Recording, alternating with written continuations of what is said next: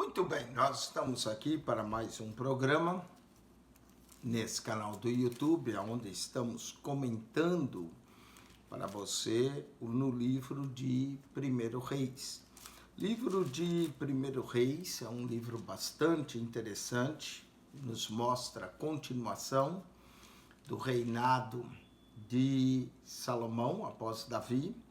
O livro de 1 Reis tem 22 capítulos, 817 versos, sendo que os 11 primeiros capítulos, ou seja, metade do livro, focaliza no reinado de Salomão. Após a morte de Salomão, Roboão, filho de Salomão, reina no lugar dele, e por causa dos impostos, o reino então é dividido. Aparece o reino do norte, que passa a se chamar Israel, com Jeroboão, e o reino do sul fica com Roboão. Jeroboão vai reinar 22 anos no reino do norte, enquanto Roboão vai reinar 18 anos. Após a morte de Roboão, nós vimos que quem assume o reinado é o filho dele, Abias, né? Abias reina apenas 2 anos, e após Abias reinar 2 anos, então ele acaba morrendo, e então fica Asa no lugar de Abias. E aí Jeroboão continua reinando no norte. Aí quando Asa assumiu o reinado, depois Roboão também, Jeroboão morre, né, devido à palavra do profeta Aías, que ele não ficaria, sua descendência. E aí Nadab vai assumir o reinado, e logo após Nadab, então ele é morto, e Baasa vai tomar o reinado. Não é? Baasa vai fazer guerra contra Nadab, filho de Jeroboão, e vai tomar o reinado dele. Isso aconteceu durante o período que Asa é rei. Asa reina por 41 anos sobre Israel. Eu quero sugerir a você que às vezes pegue um estudo assim, ó, como esse, que apresenta os reis e os profetas, né? Então Saul reinou 40 anos, depois Davi 40 anos, depois Salomão. E aí o reino se divide. E aí nós vamos ter os reinos do sul, Roboão, Abias e Asa, que nós já vimos, né? Esses três. E aqui, norte, Jeroboão, Nadab reina por pouco tempo, e Baasa. Baasa vai reinar um bom tempo sobre o reino do norte. E as casas de Asa e Baasa vão ter guerra durante todo o seu reinado. Baasa também não é um rei bom, né? Às vezes uma Bíblia também de estudo, como essa daqui, olha, eu quero sugerir a você, Bíblia de Estudo Nova Almeida atualizada. Nessa Bíblia aqui, olha, bem na parte dos reis, tem o quanto cada rei reinou, o tempo, os anos, e isso ajuda você muito a entender numa tabela de reis, a entender melhor as escrituras, não é? Então vamos para a 1 Reis capítulo 16. 1 Reis 16 diz: então veio a palavra do Senhor a Geu, filho de Anani, contra Baasa, dizendo, note que Baasa é o rei do norte, Asa está reinando no sul. Asa começou bem, né? Só no final que Asa, quando fica doente, é que vai confiar mais nos médicos que no Senhor. Então veio a palavra do Senhor a Geu, filho de Anani, contra Baasa. Baasa é o rei do norte, dizendo, porquanto te levantei do pó e te pus por chefe sobre o meu povo Israel, e tu andaste no caminho de Jeroboão, e fizeste pecar meu povo Israel, irritando-me com os seus pecados. Note que o que trazia julgamento era quando o rei fazia o povo pecar, e irritava a Deus. Eis que tirarei os descendentes de Baasa, e os descendentes da sua casa, e farei a tua casa como a casa de Jeroboão, filho de Nebate.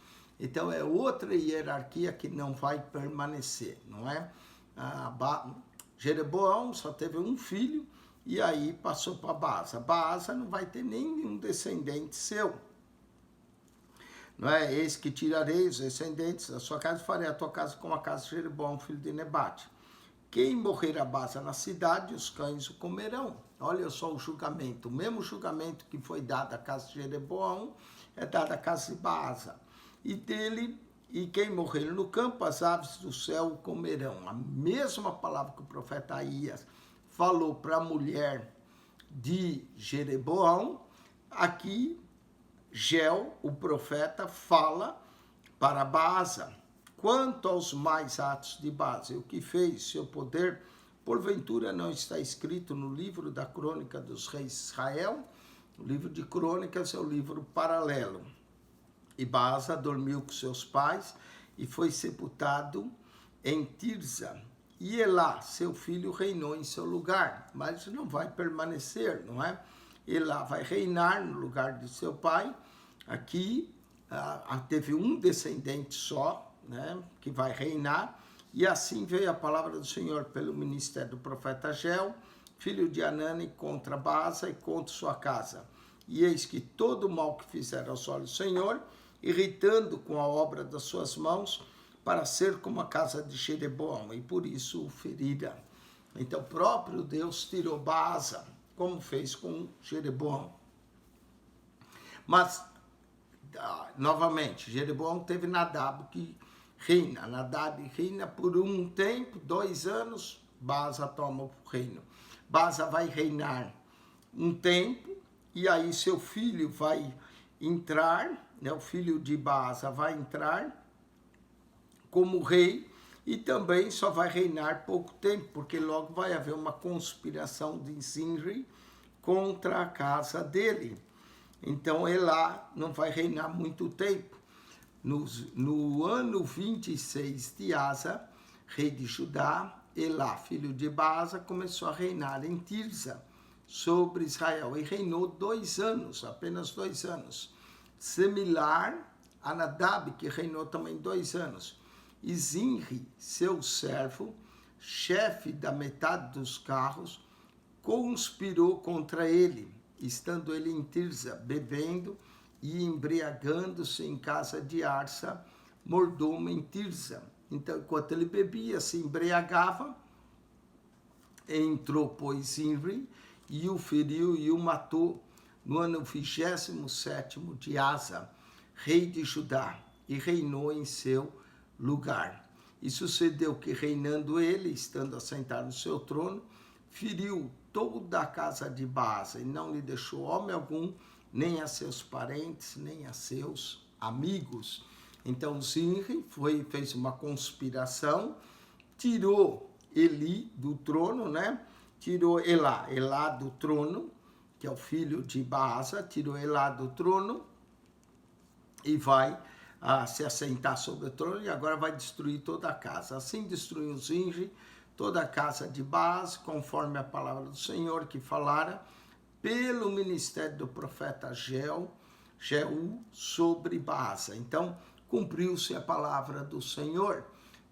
Esses reis, quanto mais maus são, né, Deus levanta um profeta para Jeroboão, o mesmo profeta que profetizou que ele seria Aías, acabou profetizando o seu fim para Baasa, que é a segunda dinastia que vai reinar em Israel, também termina através do profeta Geu sobre Baasa, e por todos os pecados de Baasa e os pecados de Elá, seu filho, com que pecaram, e como fizeram pecar Israel, irritando ao Senhor Deus de Israel com as suas vaidades. Os ídolos deles eram vaidades. Quanto aos mais atos de Elá e a tudo quanto fez, porventura não está escrito no livro das crônicas dos reis de Israel. Quando nós estudarmos crônica, nós vamos voltar a essas histórias. No ano 27º de Asa, rei de Judá, reinou Zinri 7 dias em Tirza, e o povo estava acampado contra Gibeton, que era dos filisteus. E ouvi dizer o povo que estava acampado, Zinri tem conspirado e até feriu o rei. Todo Israel, pois, ao mesmo dia fez rei sobre Israel a Onri, chefe do exército de Israel. Note que em Zinri, vai reinar, mas 7 dias depois, foi o único rei que foi rei por 7 dias, não é? O reinado mais curto da história bíblica foi o de Zimri, durou apenas 7 dias, uma semana. E no mesmo dia, então o povo colocou Onri, chefe do exército, e subiu Onri e todo Israel com ele a Gibeton, e cercaram a Tirsa. E sucedeu que Zimri, vendo que a cidade era tomada, se foi ao passo da casa do rei e queimou sobre si a casa do rei e morreu. Então ele acaba morrendo nesse incêndio, não é? Que ele mesmo colocou, por causa dos seus pecados cometera, fazendo o que era mal aos olhos do Senhor, andando no caminho de Jeroboão e no seu pecado que fizera, fazendo pecar a Israel. Quanto ao mais alto de Zimri, a conspiração que fez, porventura não está escrito no livro das crônicas dos reis de Israel. Esse foi o reinado mais curto, o reinado de Zimri. E Onri vence a Tibni e reina. Então o povo de Israel se dividiu em 2 partidos. Metade do povo seguia Tibni, filho de Ginat, para o fazer rei, e a outra metade seguia Onri. Agora nós temos 2 reis disputando, não é? Para ver quem vai ser rei, Onri ou Tibni. Mas o povo que seguia Onri foi mais forte do que o povo que seguia Tibni, filho de Ginat, e Tibni morreu e Onri reinou. Então, o povo ficou dividido, imagine só, uma metade do povo queria Tibni, a outra metade queria Onri. No ano 31 de Asa, note que esses 4 anos foram bem tumultuados, né? E no ano 31 de Asa, rei de Judá, Onri começou a reinar sobre Israel e reinou 12 anos. Como o reinado de Asa vai ter 41, então Onri vai continuar reinando até a morte de Asa. E reinou 12 anos em Tirsa, reinou 6 anos, e de Semer comprou o monte de Samaria por 2 talentos de prata. Olha como o monte de Samaria foi barato, né? Ele reinava até então em Tirsa, e aí comprou o monte de Samaria por 2 talentos de prata, e ele ficou no monte e chamou da cidade que ele ficou do monte Semer, Senhor do monte de Samaria, né? Semer, essa ideia vem de semente, e aí o nome do monte de Samaria. E fez Onri, o que era mal aos olhos do Senhor, e fez pior de todos quanto foram antes dele. Então quem vai colocar Samaria como a capital do reino é o rei Onri. E andou em todos os caminhos de Jeroboão. Quando diz que andou nos caminhos de Jeroboão, andou na idolatria, filho de Nebate, como também nos seus pecados, com que tinha feito pecar Israel, irritando ao Senhor Deus de Israel com as suas vaidades. As vaidades eram os ídolos com que eles provocavam a ira do Senhor. Quanto ao mais atos de Onri e o que fez, seu poder que manifestou, porventura não está escrito no livro das crônicas do rei de Israel. E Onri dormiu com seus pais e foi sepultado em Samaria.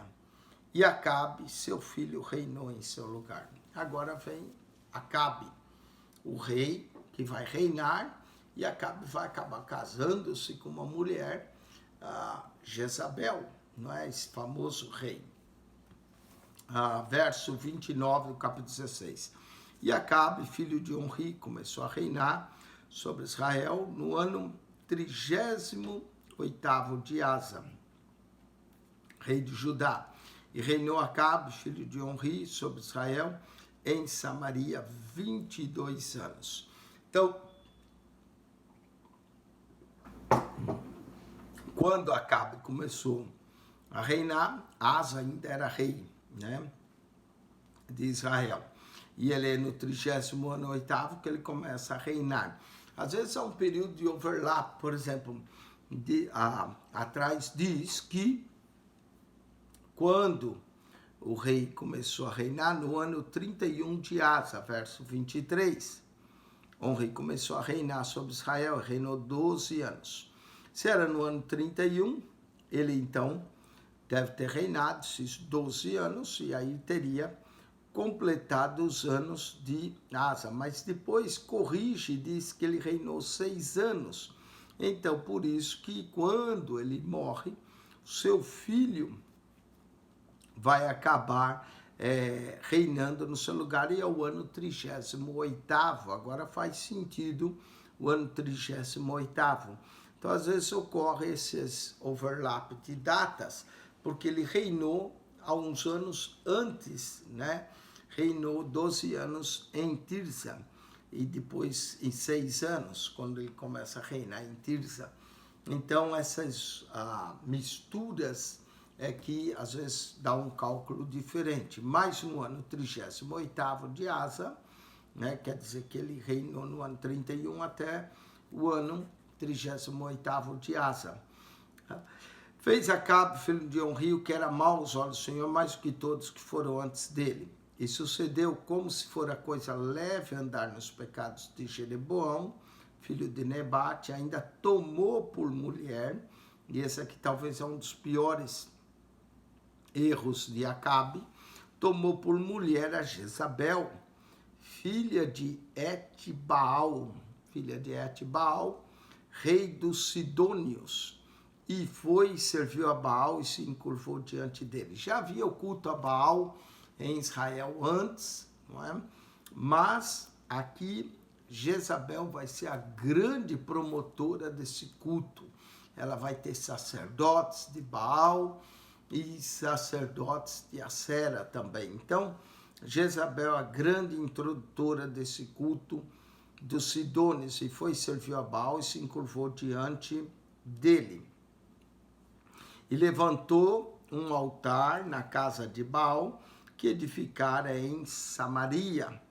Também Acabe fez um bosque, de maneira que Acabe fez muito mais para irritar o Senhor, Deus de Israel, do que todos os reis que foram antes dele. Você vai notando que os reis de Israel vai piorando, cada vez mais pior dos que os que foram antes dele. Então, o reino de Israel realmente está numa verdadeira decadência. E em seus dias, Hiel, o Betelita, edificou a Jerusalém. Lembra que nós mencionamos isso quando falamos do livro de Josué. Josué proclamou uma maldição sobre quem edificasse a cidade de Jericó novamente, que quando ele pusesse a fundação da cidade, então o seu filho primogênito morresse, e quando ele terminasse, pusesse as portas, o filho mais novo. E vai acontecer aqui essa descrição de 1 Reis 16:34. Diz: e em seus dias, Hiel, o Betelita, edificou, Betelita era da cidade de Betel, edificou a Jericó, morrendo Abirão, seu primogênito, afundou, e morrendo Segub, seu último, pôs as suas portas. Nota que ele edifica a cidade de Jericó, cumpriu-se a palavra que o Senhor falou pela boca de Josué, conforme a palavra do Senhor, que falara pelo ministério de Josué, filho de Num. Então, cumpriu essa palavra que Josué falou. Então, Josué é também considerado um dos profetas. Aliás, o livro de Josué, 1 Samuel, é considerado na Bíblia hebraica de profetas anteriores. E depois tem os profetas posteriores. Vamos para agora o capítulo 17 de 1 Reis. Agora surge o profeta Elias, não é? Outra coisa acerca desse mapa muito interessante é que conforme você vê os reis, aqui vai ter os profetas que profetizaram, né? Para Jeroboão, quem profetizou foi o profeta Aías, para Baasa foi Jeú. Agora, para Acabe, vai aparecer o profeta Elias profetizando. Então, capítulo 17 começa falando de Elias. Agora, capítulo 17, 18, o restante do livro de Reis vai concentrar no ministério do profeta Elias. Vai falar também um pouco do Reino do Sul, mas Elias, surge esse grande profeta, Elias. Então Elias, o tisbita, dos moradores de Gileade, disse a Acabe: vive o Senhor, Deus de Israel, perante cuja face estou, que nesses anos nem orvalho, nem chuva haverá, segundo as minhas palavras. Então, Elias, segundo a minha palavra, Elias profetizou que a terra não daria chuva. E isso era bíblico, né? De acordo com o livro de Deuteronômio, se o rei tivesse se afastado do Senhor, o Senhor prometia cerrar os céus e não mandar chuva. Então Elias declara essa palavra profética devido a Acabe estar andando e provocando o Senhor com o culto a Baal, juntamente com a sua esposa. Então depois veio a ele a palavra do Senhor dizendo: vai-te daqui e vira-te para o oriente, esconde junto ao ribeiro de Querite, que está diante do Jordão. O próprio Deus mandou o profeta se esconder, porque sabia que Jezabel o ia perseguir. E há de ser que beberás do ribeiro, e eu tenho ordenado aos corvos que ali te sustente. Uau, começa um verdadeiro ministério miraculoso de Elias. Elias vai ao ribeiro de Querite para beber, e Deus ordenou que os corvos levassem comida. Foi, pois, e fez conforme a palavra do Senhor, porque foi e habitou junto ao ribeiro de Querite, que está diante do Jordão.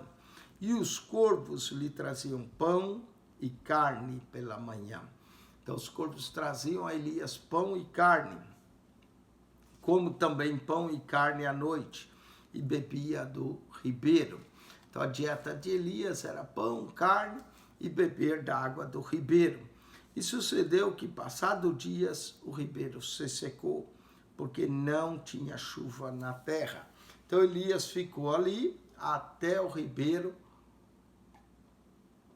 secar, e Elias já não tinha mais água para beber. Então veio a ele a palavra do Senhor dizendo: levanta-te e vai a Serepta, que é de Sidom, e habita ali. Eis que ordenei ali uma mulher viúva que te sustente. Interessante, Deus prepara uma viúva para sustentar Elias, não é? E manda ele até Sidom, para que ele fosse lá e a essa cidade, Sidom.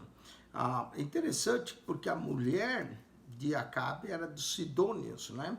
Se é do mesmo local dessa viúva. Então ele se levantou e foi a Sarepta e chegou à porta da cidade, e eis que estava ali uma mulher viúva apanhando lenha. A mulher estava apanhando lenha, e ele a chamou e lhe disse: traz-me, peço uma vasilha, um pouco de água que eu beba. O profeta estava com sede, pediu à mulher um pouco de água para que ele bebesse.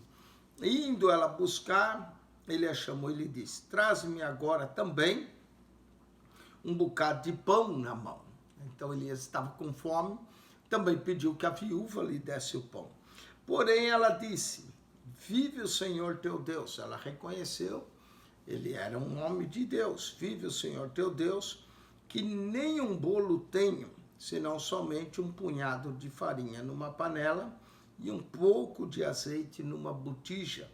E vês aqui, apanhei 2 cavacos e vou preparar para mim, para o meu filho, para que o comamos e morramos. Era praticamente a última refeição daquela viúva.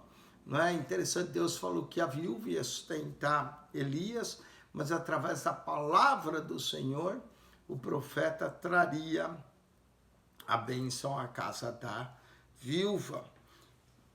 E olha só a palavra do Senhor. E Elias lhe disse: não temas, vai e faz conforme a tua palavra. Porém, faze disso primeiro para mim um bolo pequeno, e traze-me para fora, depois farás para ti e para o teu filho. Elias deu a ordem que a mulher fizesse daquela farinha primeiro um bolo para ele, trouxesse, e depois você vai fazer para ti e para o teu filho. Lembra que a mulher só tinha um pouco de farinha, um pouco de azeite. porque assim diz o Senhor Deus de Israel: a farinha da panela não se acabará, e o azeite da botija não faltará, até o dia que o Senhor dê a chuva sobre a terra. Oh, passagem linda, maravilhosa, a farinha da panela não se acabará, e o azeite da botija não faltará. Em tempos de crise, Deus prepara e Deus multiplica a farinha da panela e o azeite da botija. Esse texto é muito conhecido, muitos pregadores pregam nesse texto, mostrando a provisão do Deus de Israel para sustentar não só a viúva, como também o profeta que chegou à casa dessa viúva, como Deus havia ordenado, e foi a ordem de Deus. E a mulher mostrou fé, veja verso 15 do capítulo 17, e foi ela e fez conforme a palavra de Elias. Ela vai fazer o bolo para ele primeiro, assim comeu ela e ele e sua casa muitos dias. A promessa é que a farinha não iria faltar, nem o azeite, até que Deus mandasse a chuva. E vão comendo da panela, verso 16, a farinha se não acabou. Milagrosamente a farinha se multiplicou da panela, a farinha se não acabou, e da botija o azeite não faltou. Que maravilha, não é? Conforme a palavra do Senhor que falara pelo ministério de Elias. Aqui está o selo de um verdadeiro profeta. A palavra se cumprindo conforme ele falou. E sempre passa esse atestado à Bíblia, aos verdadeiros profetas. Aí a Aías, que profetizou a Jeroboão, a Jeú, que profetizou a Baasa, se cumpriu a palavra. A Josué, no final do capítulo 16, verso 34, se cumpriu a palavra com relação à cidade de Jericó. E agora o ministério de Elias se cumpre essa palavra, mostrando que Elias era um verdadeiro profeta, e o milagre aconteceu. Da panela a farinha se não se acabou, e da botija o azeite não faltou. Um verdadeiro milagre de multiplicação. Mas vai acontecer uma outra coisa na casa da viúva. Depois dessas coisas sucedeu que adoeceu o filho dessa mulher, da dona da casa, e a sua doença se agravou muito, até que nele nenhum fôlego ficou. O jovem adoeceu, perdeu o fôlego, ou seja, a vida, o fôlego da vida, não ficou-lhe mais o ar, veio a falecer o rapaz. Ela já era viúva, só tinha um filho. Interessante que ela disse para o profeta que era a última refeição, ela e o filho iam comer e morrer. O profeta ficou na casa dela, a farinha não se acabou, o azeite, mas o filho acabou adoecendo. O filho adoece e chegou a morrer ainda jovem, não ficou-lhe fôlego nenhum. Então ela disse a Elias, agora ela vai cobrar do profeta. Então ela disse ali, que tenho eu contigo, homem de Deus? Viesse a mim para trazeres à memória a minha iniquidade e matares o meu filho. Ela atribuiu a morte do filho ao profeta, de alguma forma, como juízo de Deus. Ela se lembrou da sua iniquidade, a Bíblia não fala qual era a sua iniquidade, mas de alguma forma ela se conscientizou que no passado ela teve feito alguma coisa, e ela diz, memória a minha iniquidade e matares o meu filho. Qual seria a iniquidade dessa viúva? Essa é uma curiosidade bíblica, e muitos tentam conjecturar. A Bíblia não fala, só diz que ela reconheceu a sua iniquidade e veio a matar o seu filho por causa disso. E ele lhe disse, dai-me o teu filho. Elias pediu o filho dela, dai-me o teu filho, e ele o tomou do seu regaço e o levou para cima. Parece que o rapaz não era adulto ainda era um rapaz, estava nos braços da mãe, morto, e Elias diz, dai-me o teu filho, ela vai entregar, e ele o tomou do seu regaço e levou para cima, ao quarto onde ele mesmo habitava, e o deitou em sua cama. Então Elias, o quarto de Elias ficava em cima, levou a casa da mulher, parece que tinha 2 andares, levou o menino para cima, no quarto onde o profeta dormia, habitava, e o deitou na sua cama, na cama do profeta. E o profeta que vai pedir ao Senhor que devolva a vida. É o primeiro caso de ressurreição que nós vamos ter na Bíblia. 1 Reis 17, 20. Até então, nunca havia ouvido caso de ressurreição. No ministério de Jesus, nós vamos ter 3 ressurreições. Mas, até então, nenhuma ressurreição. As pessoas morriam e não ressuscitavam. Como Moisés, as pessoas morriam como juiz de Deus, ninguém ressuscitava, houve a morte dos primogênitos. Mas aqui, Elias vai clamar ao Senhor. E esse milagre é um milagre tremendo de ressurreição. E clamou ao Senhor, verso 20, e disse: ó Senhor meu Deus, também até essa viúva com quem eu moro afligiste, matando-lhe o seu filho. Né? O dom da vida ou da morte está nas mãos de Deus. E Elias vai pedir ao Senhor por que o Senhor matou o filho da mulher, matando-lhe seu filho. Então se mediu sobre o menino 3 vezes e clamou ao Senhor e disse: ó Senhor meu Deus, rogo-te que torne a alma desse menino a entrar nele. Note que a morte sai a alma. Elias estende sobre o menino 3 vezes, ainda era menino, e pede que a alma do menino torne a entrar nele. Ó Senhor, rogo-te que torne, estendeu sobre o menino, se mediu sobre o menino 3 vezes. E o Senhor ouviu a voz de Elias. E a alma do menino tornou a entrar nele e reviveu. Uau, que milagre tremendo, não é? É a primeira vez no Antigo Testamento que nós temos a história de alguém que volta à vida. Elias pediu que a alma voltasse e a alma do menino tornou a entrar nele, reviveu. Note que o Senhor ouviu a voz de Elias. Deus atendeu a voz de Elias. Elias tomou o menino e o trouxe do quarto à casa e deu a sua mãe e disse: Elias, vês aí, teu filho vive. Elias trouxe de volta e disse: olha aí, o teu filho vive. Então a mulher disse a Elias: nisso conheço agora que tu és homem de Deus. É interessante, só agora que ela conheceu, através do milagre da farinha, que não se acabou da panela, nem o azeite da botija. Será que ela não tinha reconhecido? Mas agora ela disse: nisso conheço agora que tu és o homem de Deus. Ela está confirmando o que ela já sabia, na verdade. Agora eu estou vendo que tu és homem de Deus e que a palavra do Senhor na tua boca é a verdade. Essa viúva vai provar de 2 milagres. O primeiro, o milagre da provisão, onde a farinha não se acaba, nem o azeite. O segundo milagre que ela prova é o milagre da vida. Que coisa extraordinária o ministério do profeta Elias. Capítulo 18, nós vamos ver mais milagres extraordinários do ministério desse profeta.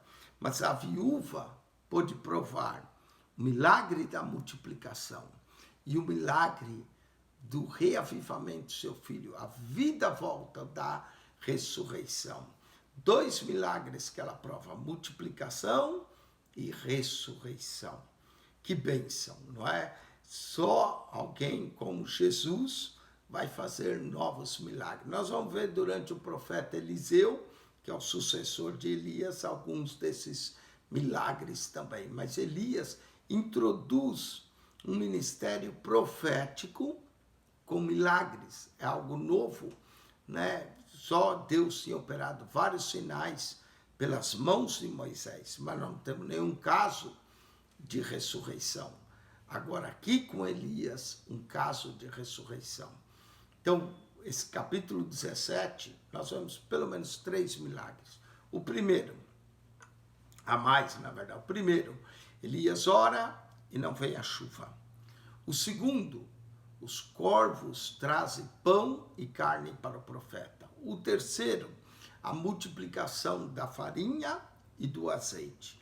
E o quarto, a volta à vida, o milagre da ressurreição do filho da viúva de Serepta. Que coisa maravilhosa! 1 Reis, capítulo 17. Entramos numa nova dimensão, uma dimensão de milagres. Amém? Com isso, nós concluímos o comentário capítulo 16, 17 de Reis. Volte para si o comentário 18, quem sabe 19, porque o capítulo 18 é bem grande, mas se der, cobriremos o 19 também. Coloque um sinal de joinha, ajude-nos a divulgar o nosso programa.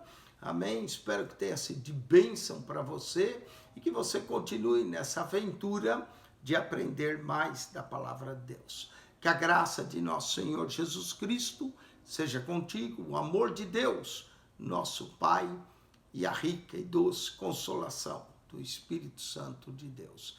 Deus vos abençoe em Cristo Jesus. Amém.